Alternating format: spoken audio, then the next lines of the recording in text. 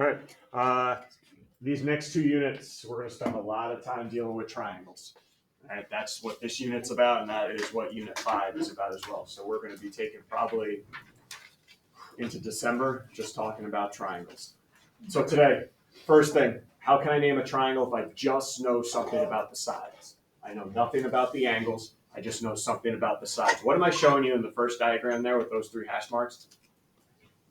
All 3 sides are equal, right? All 3 sides are equal. Anybody want to drop a little knowledge on us first thing this morning?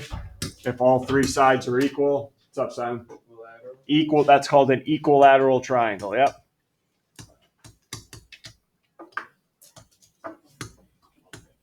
Okay, it's called an equilateral triangle if I know all 3 sides are equal. In the second diagram, now only 2 sides are equal. The third side is not equal to the other 2. Anybody remember what I call that? Triangle. If just 2 sides are equal, it's not equal to the third. Isosceles, yeah, these are pretty good spelling words, huh? Isosceles, yep. And then you'll notice in the third diagram, no sides are the same. No sides equal, no sides congruent. Anybody for that one? Dylan, what's good? Scalene, yep. Good work. So that is how to name a triangle if I only know information about the sides. All right.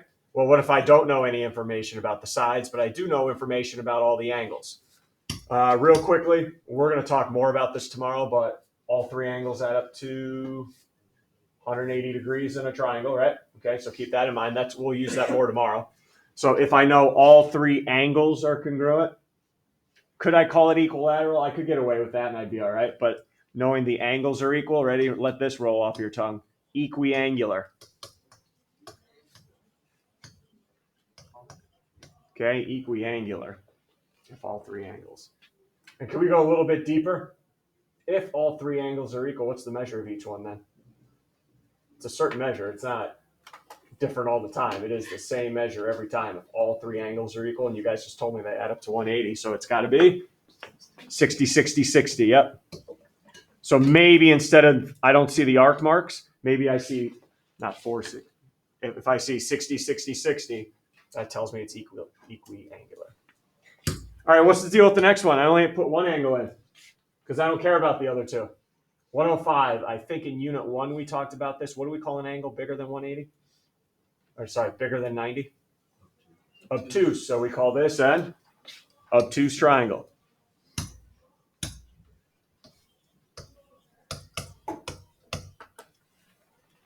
You cannot have 2 angles bigger than 90 because it would go over 180. So if you see 1 angle bigger than 90, we're done.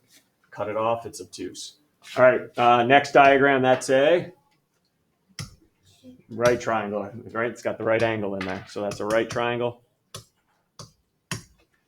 And then this next one, I only gave you 70 and 30. We can find the other angle if you want, just to make a point. So if I have 70 and 30, they all add up to 180.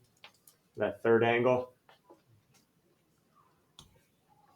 80 degrees. All right, so all 3 angles are less than 90. Those are called what again, if they're less than 90? Acute, so we call this an acute triangle. Okay, that's an acute triangle. So that's naming it by its angles. Up top was naming it by its sides. All right, ready to put some algebra and geometry together. All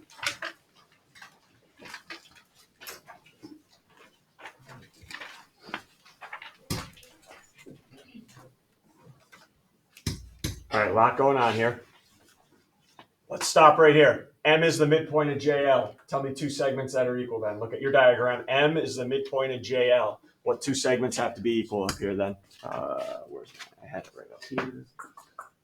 M's the midpoint of JL makes what 2 segments congruent to each other? Ooh, 2, 1. Here we go, Lauren. What 2 segments? There you go. JM and ML are equal. So that looks like all 3 of them are equal now, right? Classify triangle JKM. All right, let me stop here. We write a triangle on its vertices. You name a triangle by the 3 vertices. So can everyone identify triangle JKM? Because it's not the big one. Okay, we're not talking about the big one here. JKM. Look at those 3 vertices. That's the triangle we're talking about. Right, so I need to know, is it equilateral, isosceles, or scalene? All right, let's go back to M's the midpoint of JL. Can everybody find this line? Can find the length of JM and ML now? Remember, the whole thing was 1.5, and you know JM and ML are equal. So give me the lengths of each of those now. 1-4, Stephanie, when you're ready. JM, yep, go ahead, go to the calculator. JM and ML are the same length, and they add up to 1.5.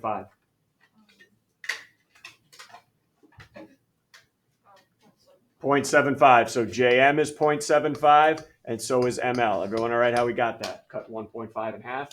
All right, the only side I don't know is KM. But look at the markings we originally had. What's KM have to be? What length? 2, 1. Lauren, going back to you. Also 0.75 because it said it was congruent to ML. So 0.75. All right, now look at the triangle JKM. What type of triangle am I working with? Look at the 3 sides on JKM. What do I call that triangle based on its sides? Remember, just its sides. For test, what do I call that? Equilateral. Got it. So triangle JKM is equilateral because, all right, somebody else, why did test say, hey, it's equilateral? There had to have been some reason. How do we know this bad boy's equilateral? 1, Zoli? Because 0.75 ML and KM are equal. Okay, I'm trying to figure out why this triangle is equilateral, though. What makes a triangle equilateral?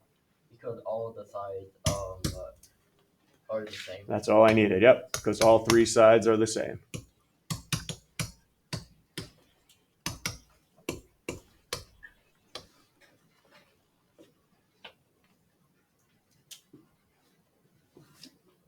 All good? Any questions or comments? All right, number 2, before we start, I want to make this clear. It happens every year. The 180 degrees we talked about at the beginning of class today is for angles. Angles add up to 180, not sides.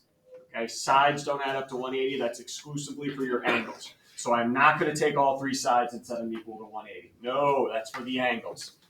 I am told 2 sides are congruent up here, though. I am told 2 sides are congruent. I know the 3rd side, but I don't have to put that into the equation. What 2 sides are congruent up here based on my markings? Talk to me here. 2 sides are congruent. Lily? 4x plus 1 and 5x minus 1. And there's my equation. I'm going to take 4x plus 1 and set it equal to 5x minus a half. I don't need to stick in the 9x minus 1. I'm going to use it when I find x, but I don't need it right now. So go ahead, take a second, find out what the value of x is.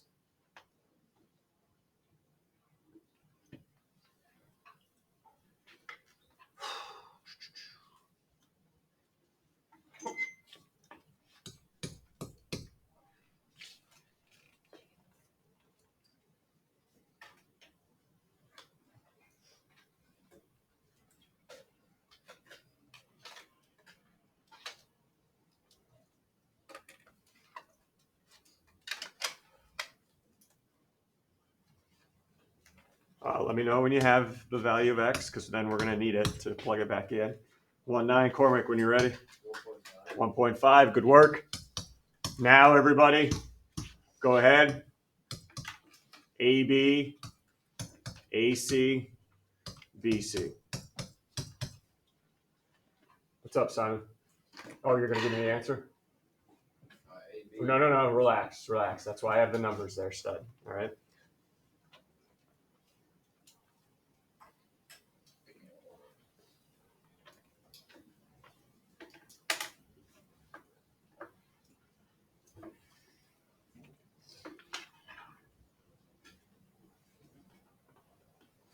And we're hoping, right? AC and BC, when you plug it back in, should be the same length.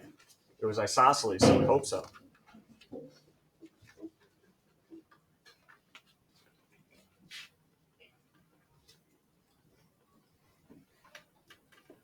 Okay, when you're ready now, how about the side lengths? 1-0. Henry? AB is 12.5. Yep. How about AC and BC? Should have been the same, right? Oh, they're both the same. Yep. Should have been the same. So again, you don't need all three sides to solve the equation, and don't set them equal to 180. They're not angles. Questions before we get to this last one? All right. Now we're going to go to a graph. I will give you a second. I need you to graph triangle DEF. Yes, graph the points, call them D, E, and F, and connect them to form a triangle. Give you guys a minute here.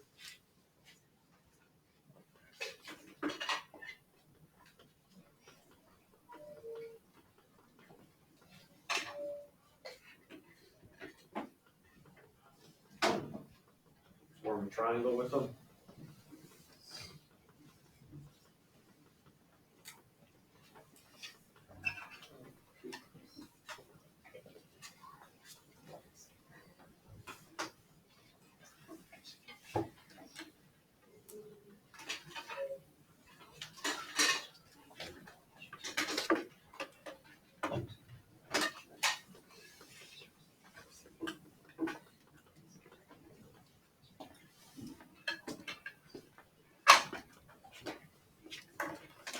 Make sure you label them D, E, and F too. Everything looks detailed.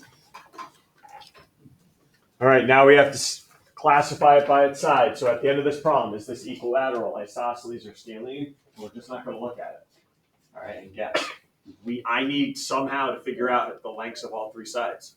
So I can tell you if 3 are congruent, 2 or none are congruent. Is there anything in the past, units, that we have covered that can find the lengths of DE, FE, and DF? Because I think there is. What is it? There's a formula. Oh, was it X1? I don't need to know it. What's it called? I'll give it to you. I don't remember. Oh, it's a formula. He's got half of it. Help the kid out now. It's okay. Distance formula. All right. It's going to be the distance formula. So let's review that because it's not going anywhere. It's a big square root. All right. Big square root. Underneath the square root, you have two sets of parentheses that you're adding. And the parentheses are getting squared. Inside the parentheses, in any order, the x coordinates are being subtracted. In any order. Order doesn't matter. And in the second parenthesis, the y coordinates are being subtracted in any order you want. I'm going to do one of the sides with you. Your group's going to do the other two. You and your group, other two. So I'll go DE right now. Let's find, and I can just write it like that, DE without the line segment symbol. That means the length. All right, help me plug it in. What are the x coordinates of D and E so I can subtract them? X coordinates on D and E. Ones. Micaiah, go ahead. What's the x coordinates on D and E?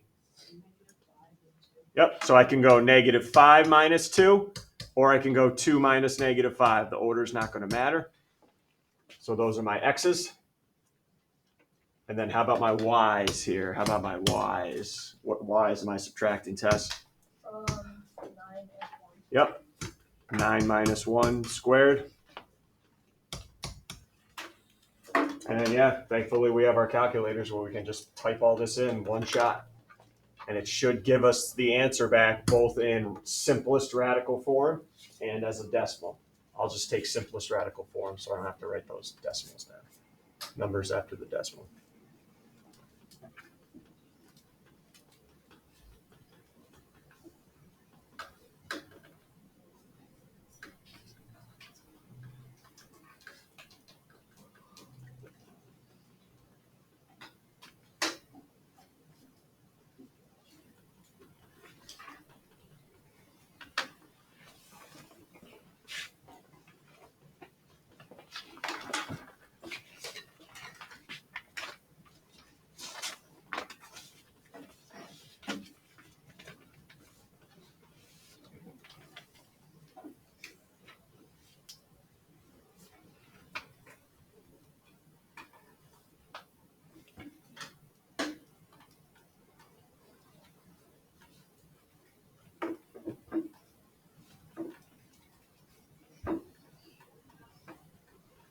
Let me know what'd you get for the length of DE in the radical form.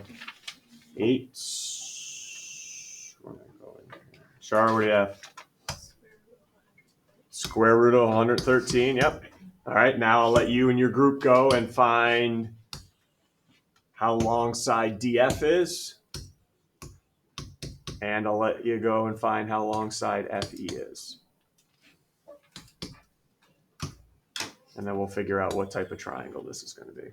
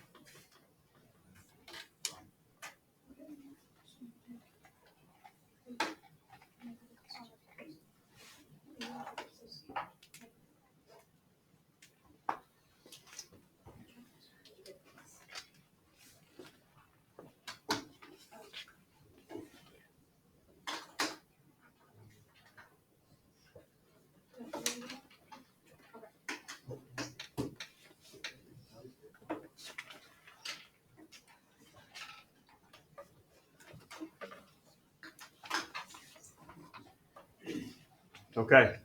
When you're ready, let me know at least one side length that you have. When you're ready here we go. Zoli, what's one side length that you have? F and E is 2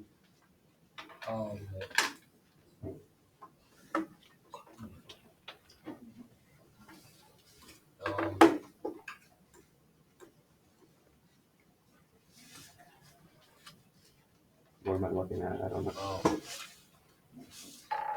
I forgot. Okay, we got to show some work here. That's a big problem there. Okay, that's a big problem why we're not getting it. Lily, Do you want like either one. I want the radical form because that's how I'm going to have you leave it on your homework tonight. so DF is 3 radical 5. Yep, 3 radical 5 for DF. Good work. And then how about FE if you have it? FE.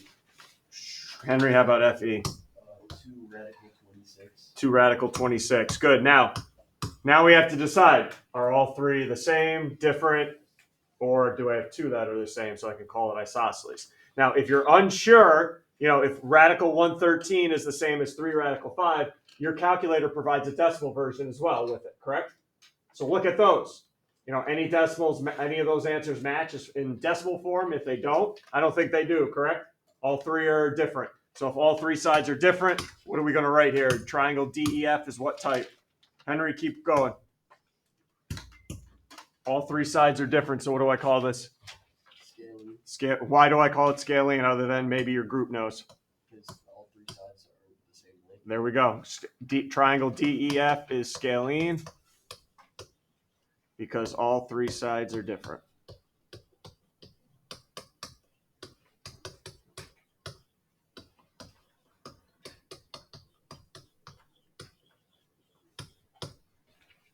All right, with an explanation there. Okay, we're done here. It was a quick session here. You know where the textbook pages are, and please have an answer key open on a different browser.